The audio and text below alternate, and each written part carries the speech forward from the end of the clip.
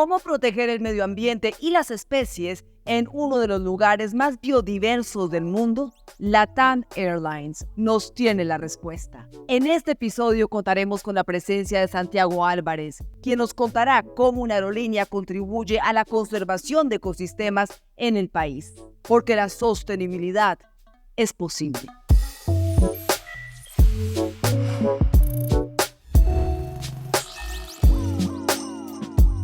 Santiago, antes de que hablemos sobre LATAM, sobre el medio ambiente, gracias por acompañarnos hoy. Háblanos de ti.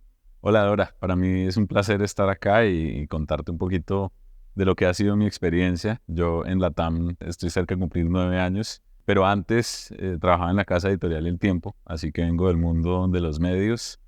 Siempre me hacen la pregunta de cómo llegué acá. Yo siempre digo que yo tampoco sé.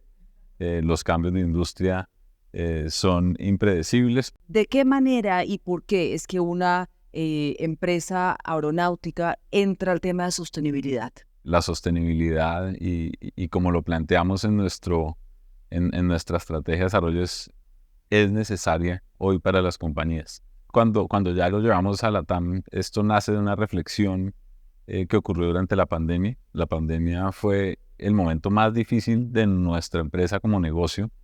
Prácticamente a nivel global los viajes se acabaron. Los países que no decidieron cerrar de todas maneras vieron que la demanda aérea bajó más del 90%.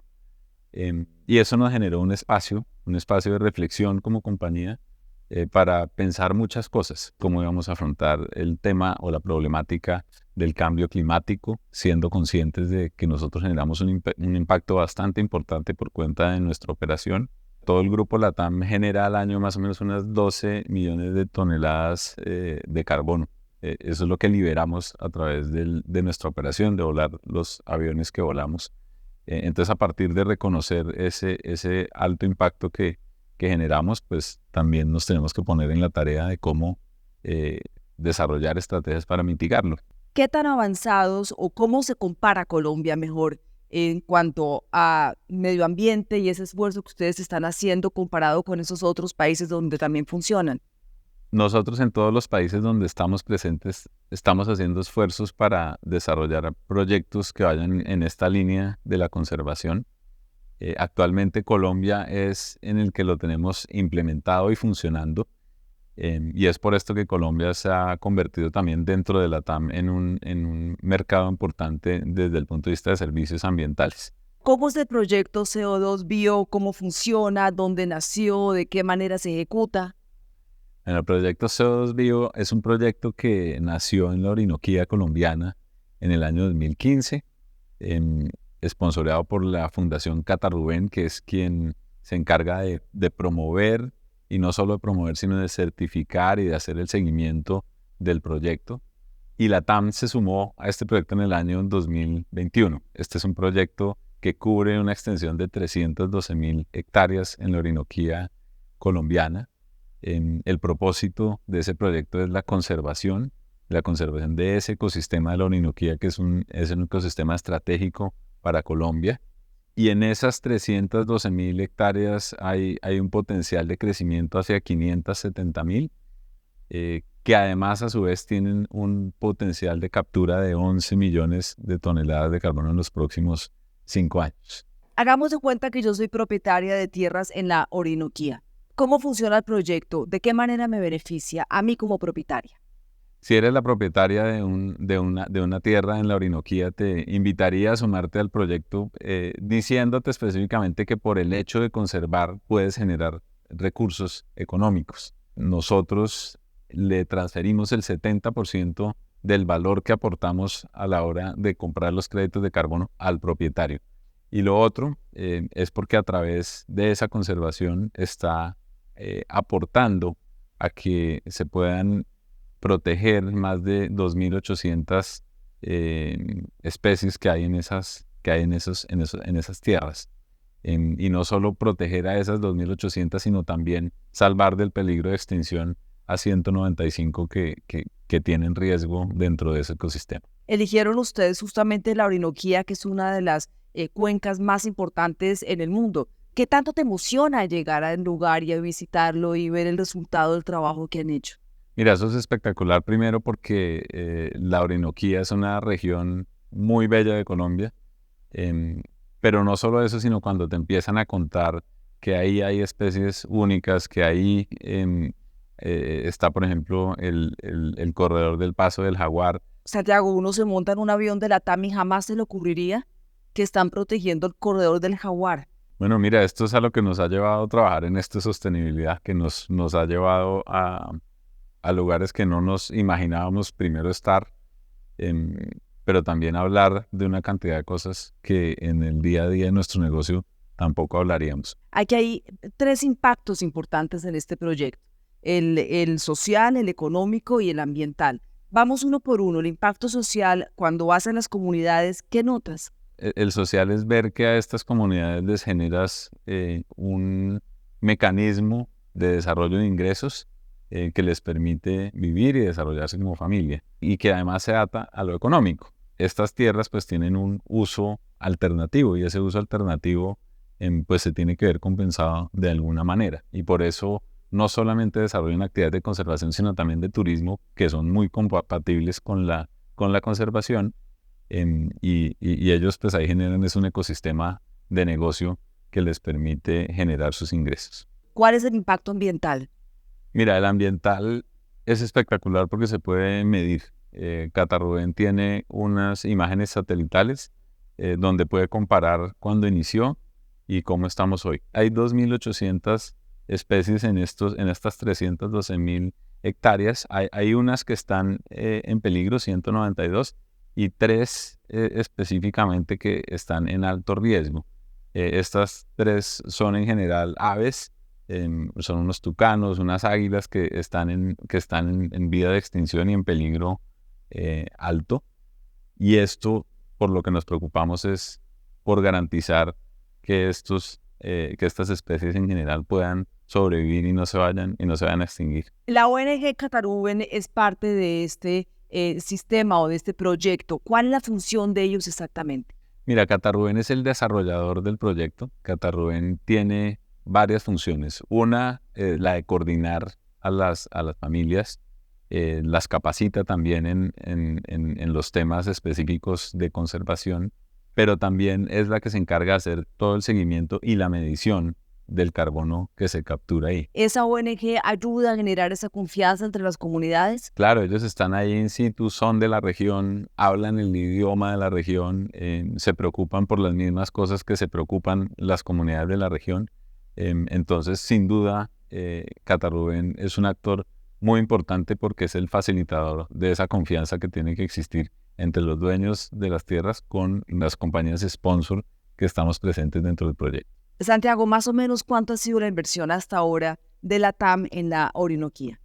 Nosotros venimos trabajando en este proyecto desde el 2021 y en estos 3 años hemos invertido más de $8 millones en la compra de estos créditos de carbono. Y estos los hemos podido distribuir entre todas las familias que hacen parte o todas las comunidades que hacen parte de este gran proyecto. ¿Cuáles han sido tal vez los retos más grandes que han encontrado en el proceso de llevar a cabo este proyecto? Yo te diría el primer reto está cubierto, que es el de generar la confianza con las comunidades. 2, en encontrarle el valor o el propósito desde la empresa a la conservación y entender por qué se hace.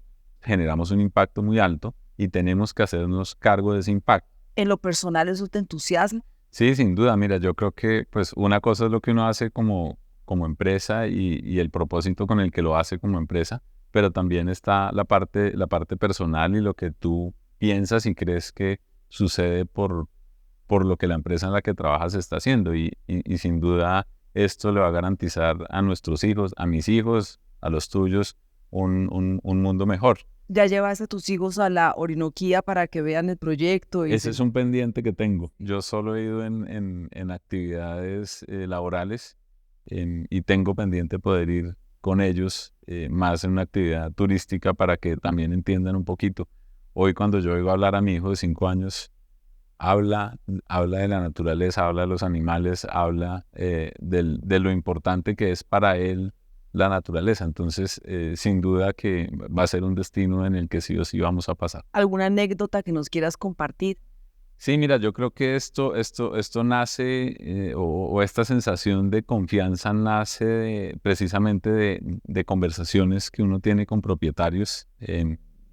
Hace muy poco, y concretamente recibiendo el premio de Colsubsidio de Exposible, trajimos uno de los propietarios, y no te logras imaginar la felicidad de este señor, de estar ahí presente, primero de sentirse parte de este premio que tal vez él no lo hubiera logrado nunca solo. Él me decía, mi abuelo hacía conservación porque esta finca se ha mantenido así pues desde hace 50, 60 años, pero hasta hoy entiendo bien pues qué significa la conservación y eso cómo nos ha beneficiado a nosotros como familia.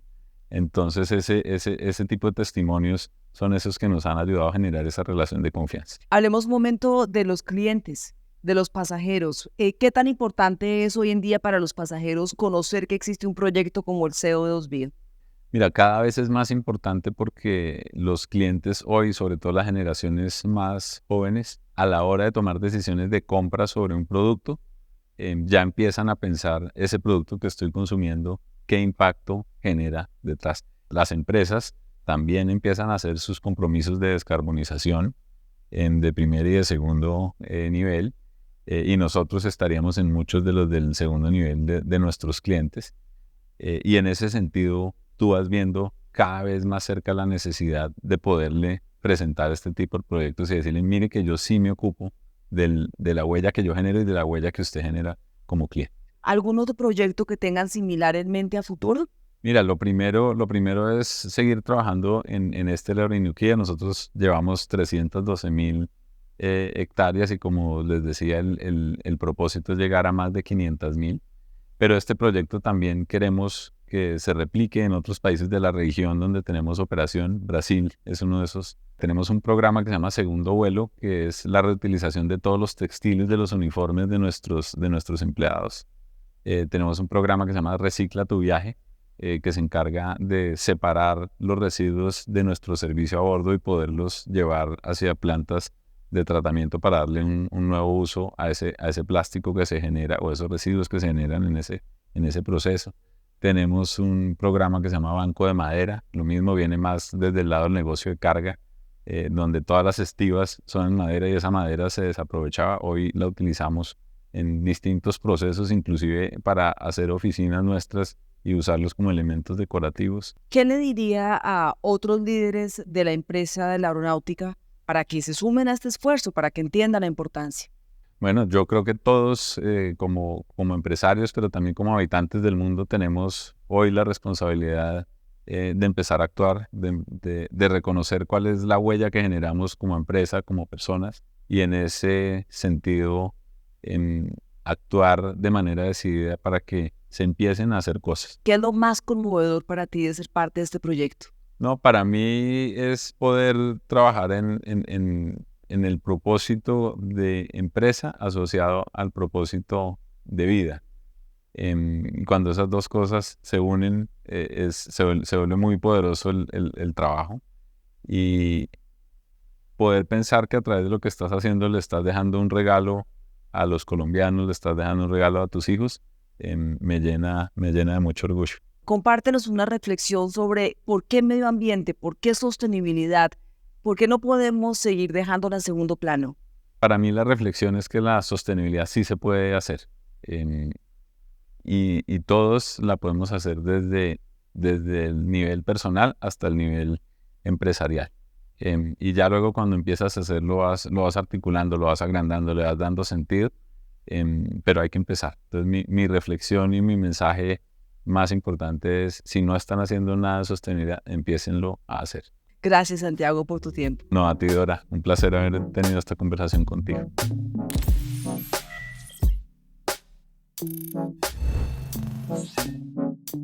Nos vemos en el próximo episodio, porque la sostenibilidad es posible.